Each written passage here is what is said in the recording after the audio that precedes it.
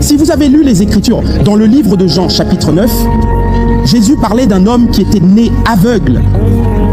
Et ce que l'Écriture dit là, monsieur, c'est que lorsque Jésus a guéri la personne, un enseignement a commencé aussi.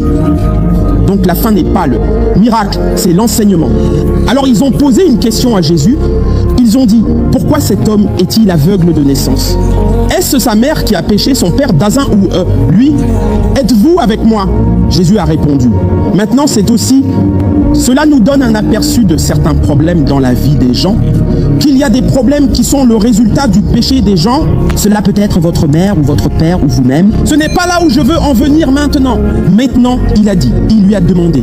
Et Jésus a dit, ce n'est ni lui, ni les parents qui ont péché. Êtes-vous avec moi? Êtes-vous sûr d'être avec moi?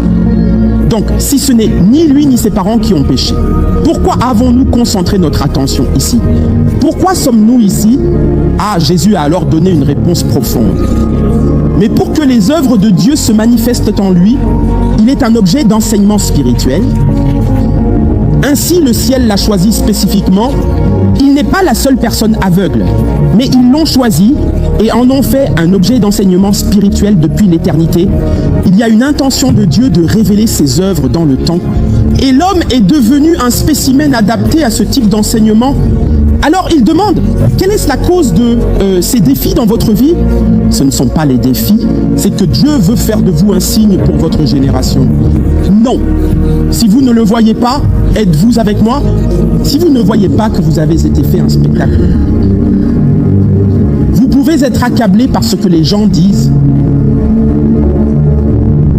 Vous êtes un spectre public et il n'y a rien que vous puissiez faire à ce sujet. Dieu nous a d'abord placés comme public. Même s'il exige que nous mourions, vous ne pouvez rien faire. Il vous utilisera simplement pour montrer. Parfois, il montrera sa colère envers les gens, montrera son plaisir, il montrera simplement tout. Vous n'êtes qu'un spécimen. Écoutez-moi, dans les lieux et contextes où Dieu ne peut pas trouver de spécimen, il n'y a pas d'enseignement spirituel. Pourtant, il doit trouver quelqu'un. Et l'une des choses que vous devez faire ici ce soir, je ne sais même pas si vous pouvez le faire par vous-même, par miséricorde, par n'importe quel moyen, que Dieu mette la main sur votre vie pour que vous puissiez devenir un objet d'enseignement spirituel. Les activités spirituelles tournent autour de ces personnes. Certaines des choses que les gens prient pour voir sont normales dans la vie de ces personnes. Ils se réveillent et le voient. Pourquoi Dieu utilise-t-il leur vie pour enseigner à nouveau? C'est ma prière pour vous.